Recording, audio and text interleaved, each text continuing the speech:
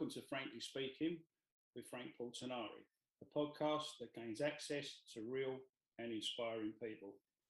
Today, we welcome Mark Trick Jones, an up-and-coming MMA fighter and someone we hope to follow and support into the future. Before I speak with Mark, I'd just like to make a few announcements. We'd like to acknowledge our sponsor, Sheep Roofing Limited, specialists in all aspects of roofing and asphalt work, a family company with over 50 years experience.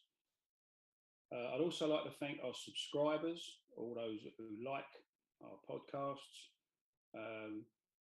Clearly we'd like more subscribers, if you could please, to bring the podcast forward.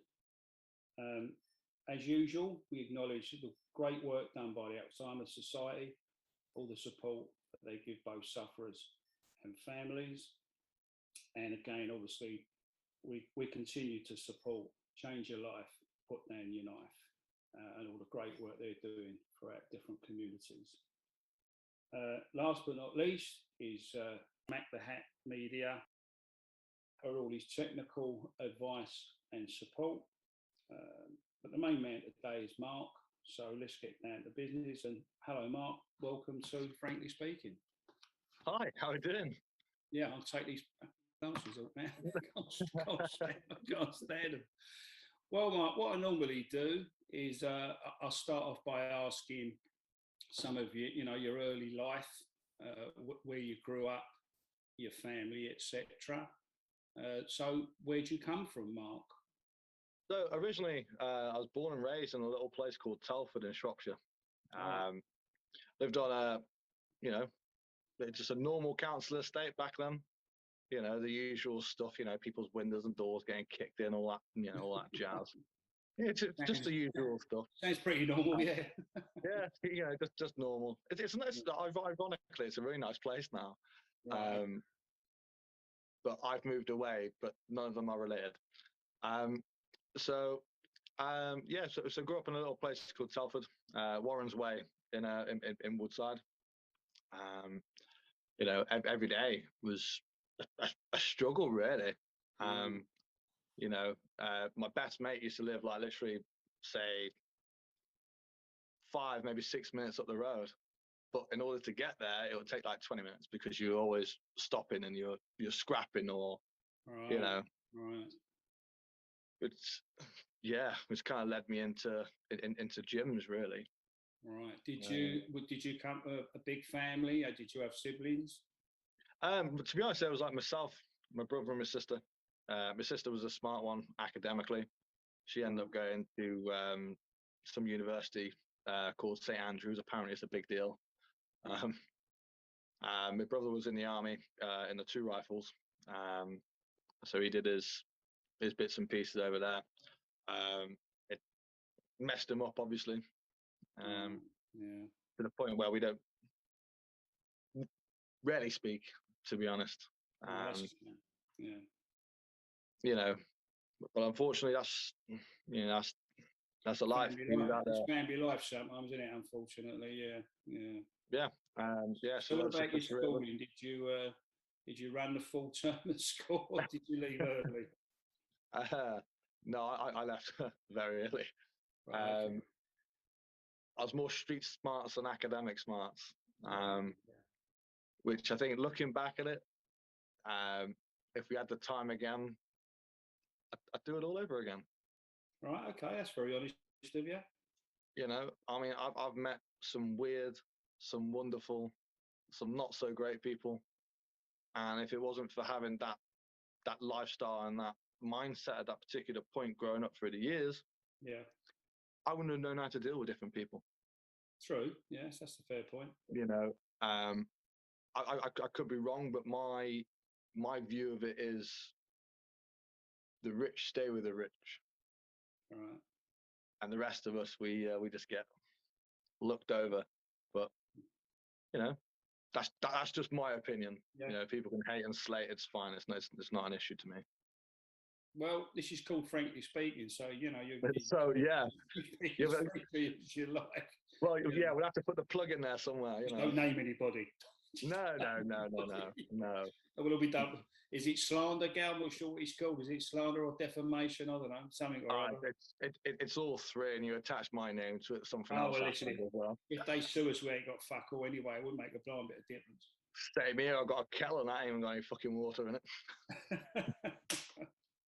So, what was your first job then, Mark? My first job was actually a kitchen porter. Right. So washing dishes, basically. Oh. I turned up to a place one day, and ironically, it was out in London, a place called the Savoy. Right. And I remember applying for the job. It was with the Ramsey Corporation. I had no idea at this particular point that the job was in London. Oh. Now, I'm one of those guys. If I put my name to it, you can bet your ass I'm turning up.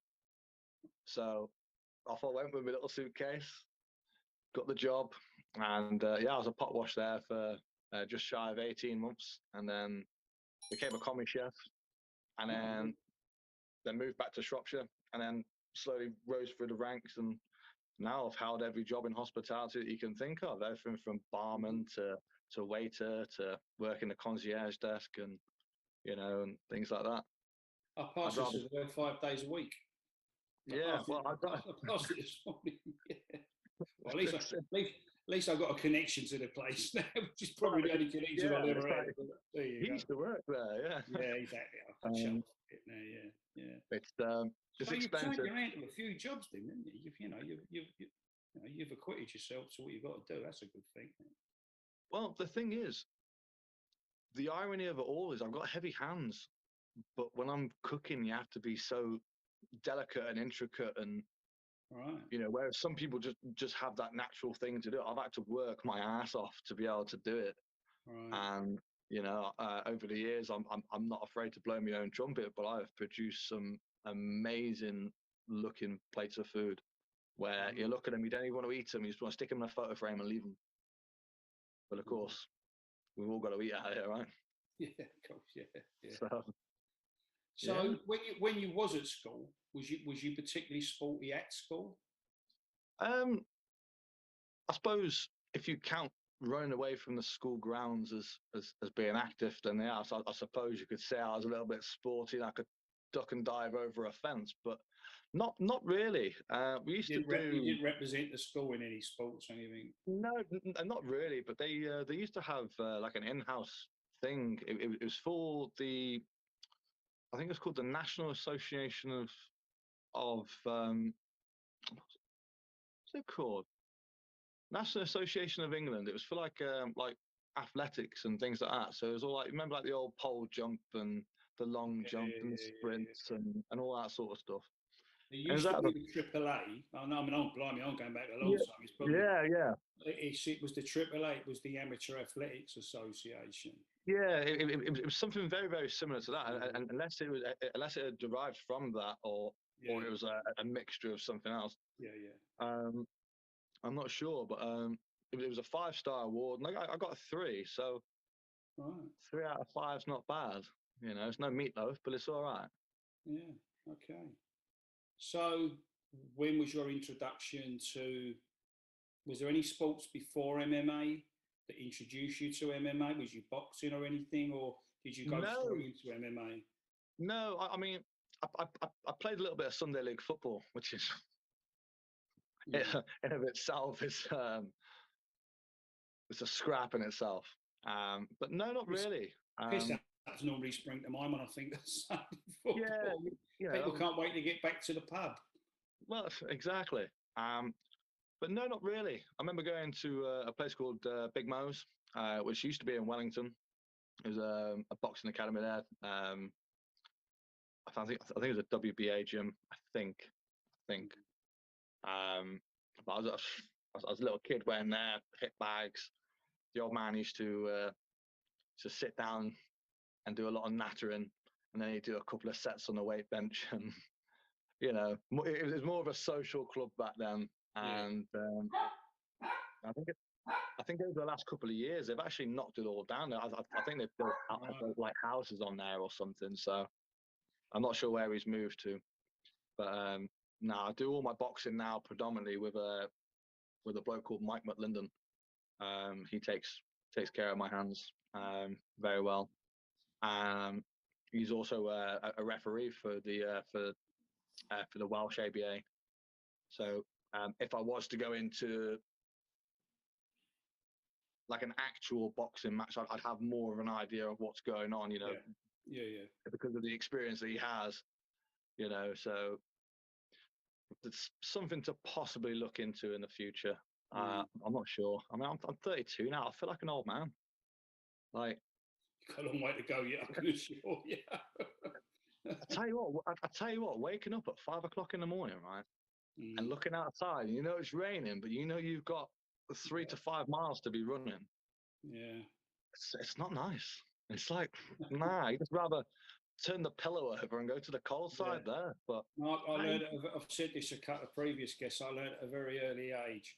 I like the idea of boxing. I admire those that do it, the discipline of it all, and I like the training of it, or some of it. Maybe not the run. What you can do within the confines of a gym, maybe. But I learned at a very early age that I didn't mind doing the punching. Wasn't all that keen on getting punched back, So I'm afraid the Queensbury rules would have, gone out the window at a very early stage. So the old Marcus of Queensbury. Definitely a lack of discipline there, I'm afraid. Plenty of good instinct. That was about it. Well, iron sharpens iron, so I don't mind taking a dig to give a dig. I mean, thankfully, I've been doing this for a while now. My face is, well, they'll be able to see it in HD soon, see how pretty I really am. Yeah. It just bounces off now. Yeah. But we've got no cauliflower ears. We got no. No, you look all right. You're not in bed, Nick. You're not in bed. No, I just stutter sometimes like a YouTube buffering stream, so it's all right. So did somebody introduce you to the MMA side of it, or was it something you went looking for? I just like to punch and kick things, and I got told to go into this particular gym. I won't name the gym now. I'm glad we're doing it via Zoom now. Didn't know you told me that. me and Mac the Hat are safe. It'll be all right. Obviously, I won't name it. Just for just for the problems that they had. And I learned very, very quickly that I like to wrestle. I mean, I'm good with both hands. I think the struggle I've had in recent years is I've not let them go. I don't know why. Obviously, I've got a sports psychologist and everything now that I deal with everything, and we're trying to pinpoint what it is, which is why I'm very, very much looking forward to December the 11th, or the 10th, whichever one it is. Either way, So yeah, very much looking forward to that. We think we found a spot now, and middleweights are in trouble now. Are you boxing on your fighting, I should say, on your home turf or away? No, I never am. I'm either in someone's backyard or I'm in someone else's country. That's the way it's been since the day I first took my first professional fight. We fought everywhere from Manchester to Portugal to we did the old school Wembley years and years ago. We've done the O2. Just done Middlesbrough a couple of weeks back. I've got to say, I don't want to say it, but shout out to Anthony Pryor. He was a better man on the night, and we actually still speak to this day. We get on. He's a nice lad. We had a bit of backwards and forwards, obviously heating up and what have you. But it got people excited, got people interested, and fair play to you. No, fair play to you for Oh, and you still owe me a pint, Mr. Pryor. I didn't get my pints. So we're chasing for that. So how long have you been fighting? How many years have you been fighting now then? Or from what age you are now?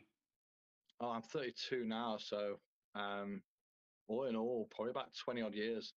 Wow. But as a professional, I think I had my first professional fight in, I think, I want to say 2012, and it might be 2013. Yeah. And then I stepped away in 2016 after my fight in Portugal. Something wasn't quite right with the body. Okay. Didn't know what it was, wasn't sure, so went off and got checked out.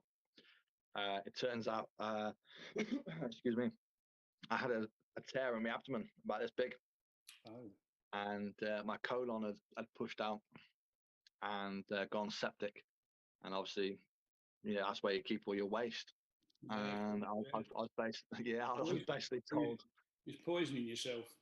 yeah, I was basically told, you know, I got anywhere between 6 and 8 weeks. And I was like, oh shit, fuck. Okay, well, I've had a long life. And then obviously they told me about this procedure where basically they take a certain amount of inches off your colon, which obviously there's a certain area that's infected, and then obviously they take that back and then a little bit extra, you know, just for just to be sure. Yeah. Done that, sewed me back in, and yeah, I didn't train or anything for going on about 9 months, and during that time, it was a lot of bed rest. I got lazy, or fat, you know what I mean, ordering takeaways to the door, get them to open up the door, to come up the stairs, to drop it off for me. I mean, fucking hell, if they'd offered to do the dishes, I would have been laughing in life. Yeah. Yeah. But apparently that cost extra. So I didn't watch no boxing, no MMA. I didn't watch any of it. And by the time I was physically able to get out of bed by myself, it hurt like fuck. It killed. And I think the worst part about it was it didn't hurt when I didn't know. But as soon as I knew, it was like, oh yeah, that's what that is, you know. Focused on it, yeah. So whether or not I just put it over down to it might be a strain, or I thought, oh, maybe I've trained a little bit too hard, or it could be anything. No, it turned out it was actually quite serious. I laugh about it now because I'm free and clear, you know. Been given a second shot, so to speak. Yeah. So when it comes to a point where I was able to walk into a gym, I wasn't interested. I could not find the motivation to get punched in the face. Right. And I stayed away all the way up until about 2.5 weeks ago, 3 weeks ago. I started the year out weighing, I think, about 114 kilos. And come the weigh-in day, which obviously is a day before the fight, I weighed 84 kilos on the dot. So I'd literally stripped everything. Hard work, dedication, and that will, you know, not the sake of not losing. I'm not bothered about losing. If I get beat fair and square, I get beat fair and square. You know, we'll shake hands, we'll have a drink, and that's that. It's done. You know, that's what fighter men do. It is what it is, right? I agree with that. Yeah. If it was been a dubious decision, yeah, maybe we would have kicked off, but it wasn't. It was clear cut. It's plain and simple. Yeah. It was about winning at life, knowing that I could take myself from a certain position of being chunky and overweight and not representing myself the way I should. You know, that was the winning point. Yeah. You know, I understand that. You know, regardless of the result, it wouldn't have mattered, win, lose or draw. Yeah. The important thing for me would have been, well, we got there. And we knew about the fight, I think, June, July, maybe April, maybe May times. We knew that there was a possibility of going on the show. And obviously we fought in October. So was it October? Yeah, October, yeah. I was about to pull down my screen to see what date it was on. But yeah, you know, so we took it serious. You know, we turned up, and you know, the reviews and the feedback have all been very positive. You know, apart from the colon situation, what would have been the worst injury you incurred as a result of a fight? Probably tearing all the tendons through here. Yeah. That really hurt. That did. And ironically, the show that I'm on next is the same show that it happened on. All right. Well, with fingers crossed, they don't happen again. Then. No, he's not allowed to turn off. We'll ban him at the door.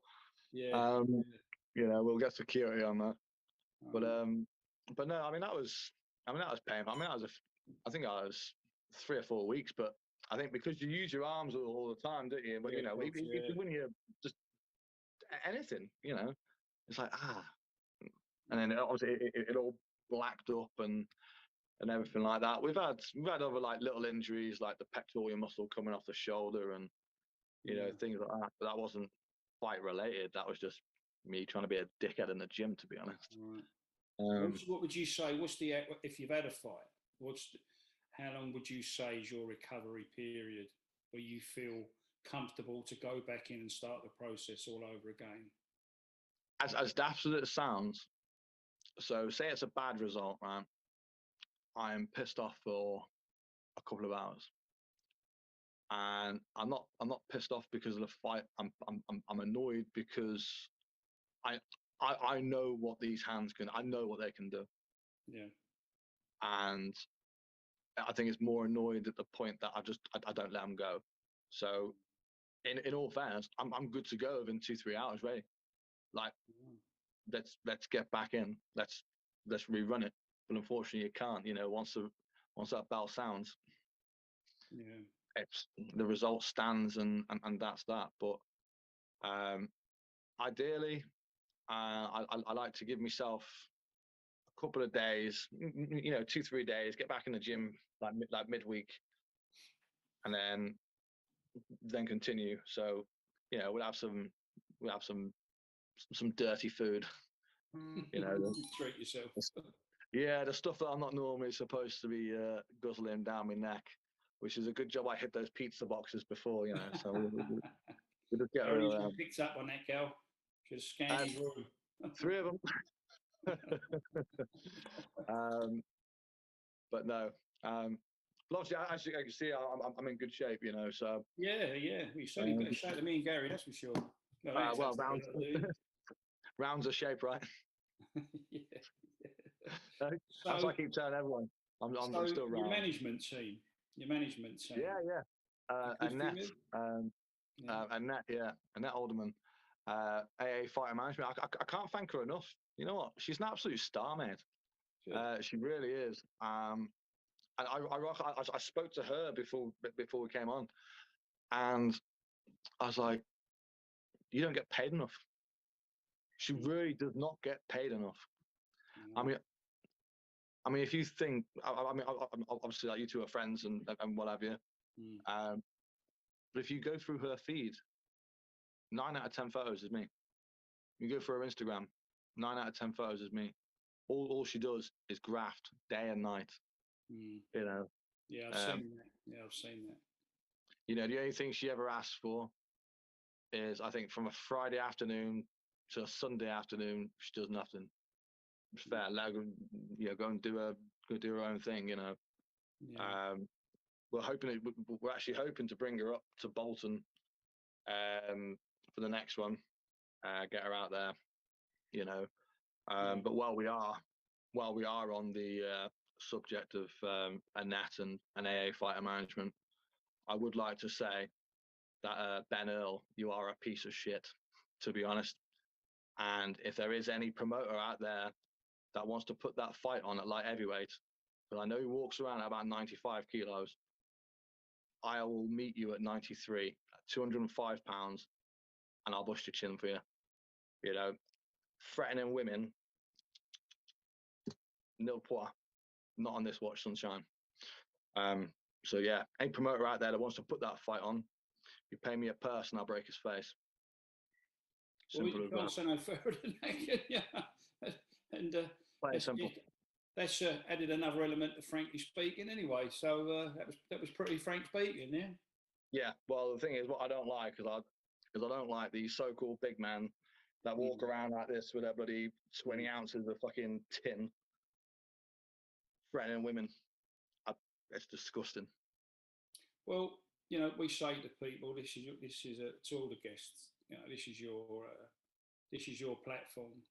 Mm. You know, this time is for you, and you know, whatever you got to say, you know, you say it. I mean, you said it, you know, and you've said it in a sporting way, shall we say? You're not saying it in a threatening way. You're doing it No, you're doing it as a no. sporting challenge, and I think You know, that's fair, and like I said, that's within the boundaries.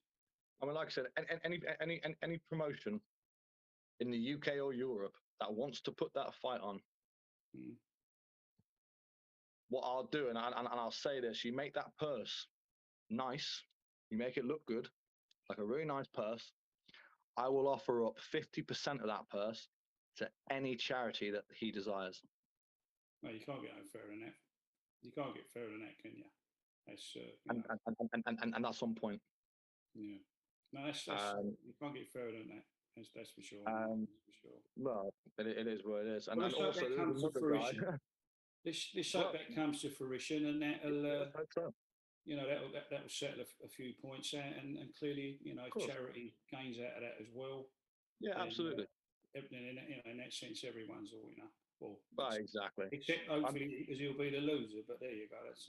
Well, he'll be going to sleep, you know. So you know, it's not an issue. He can roll around on the floor or fake an injury, or you know, you know. But I do want a I get paid clause if you don't turn up in that thing. Yeah. Well, keep us informed about that, Mark. Yeah, absolutely. Keep us informed about that because you know it's something we can. It's something we can mention in in future podcasts. You know, with other guests. Yeah, of course. No problem. We can certainly give you a mention along the way. But absolutely. You're up and coming fight now. Let's have a little chat about that. Yeah. I can't pronounce his bloody name.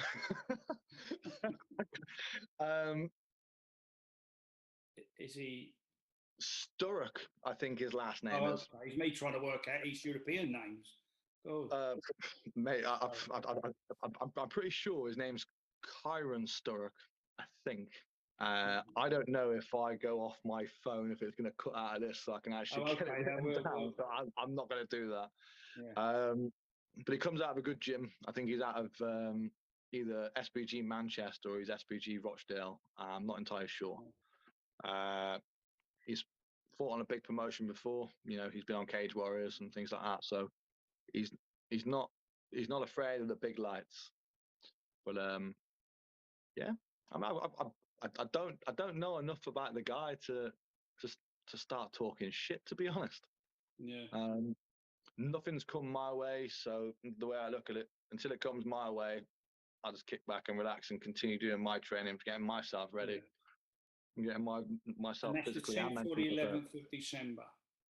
Yeah, I believe it's the 11th of December. Yeah. Okay. That's a Saturday. 11th is a Saturday. Yes. Where's that going to be? Where's that venue going to be? That's going to be in Bolton. So we're looking at Greater Manchester.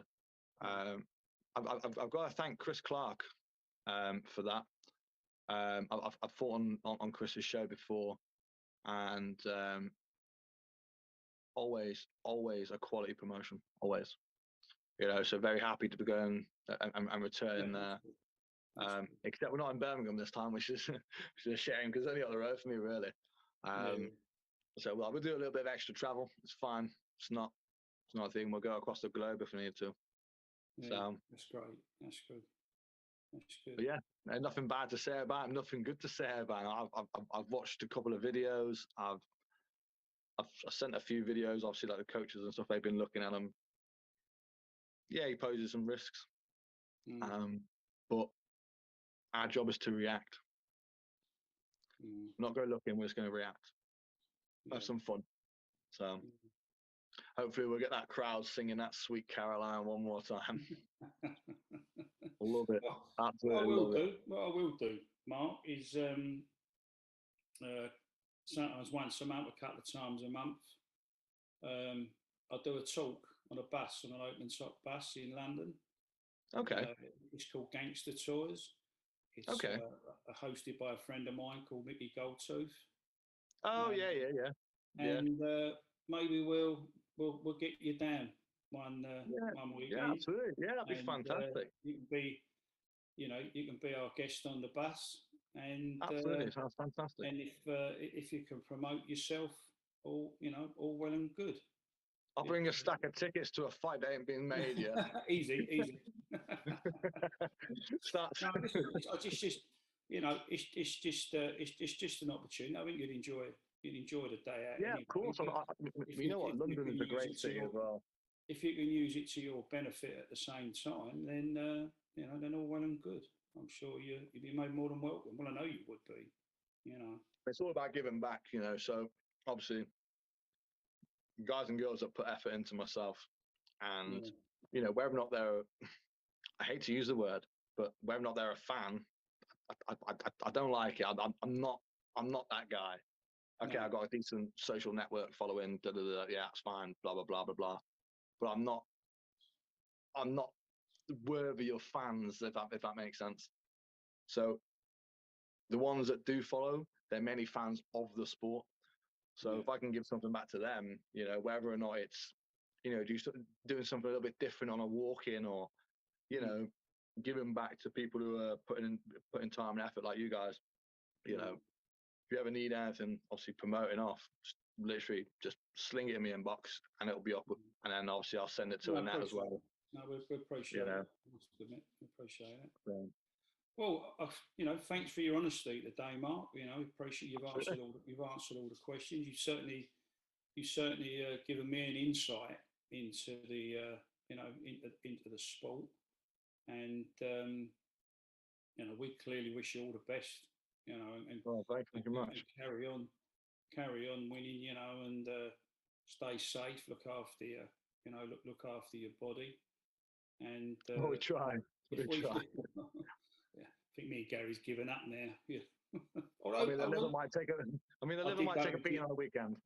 I did go to the gym on Monday, in all fairness. I'm Well, going tomorrow. right. Twice in a week. I've only just started again, so it's not too bad. And Just take little steps. no, we have a joke anyway, myself and Gary. I'm still undefeated on the punch bag. Oh, there we are then. Thank God it don't hit back, But, you know, you'll be all right. You'll be absolutely fine. I mean, I do have a few shout outs, if that's all right, to plug down. Most certainly. So obviously, first and foremost, it's got to be Annette with AA Fighter Management, for doing what she does. Phenomenal. XS Guard. Now, they're not a sponsor, but they do all my custom mouthpieces, which keep my teeth protected very, very well. Obviously, Bad Boy, which they do my shorts, hats, sometimes t-shirts, depending. Tatami, who we got our t-shirts from for the last fight. Fighters Only. Might as well get them on. Little plug out there.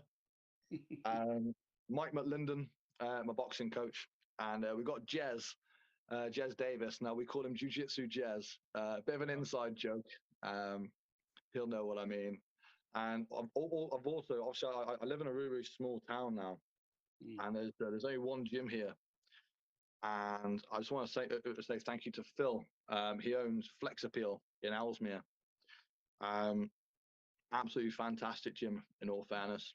It's got all your weights. It's got everything that you need in there, and he's expanding week by week. So anybody that wants to give him a follow, it's Flex Appeal, Ellesmere. Phenomenal guy, absolutely brilliant. So I've got to thank him, and obviously got to thank yourself and Gary also. And I'll thank me for being me. So yeah, don't forget yourself. I mean, don't forget yourself.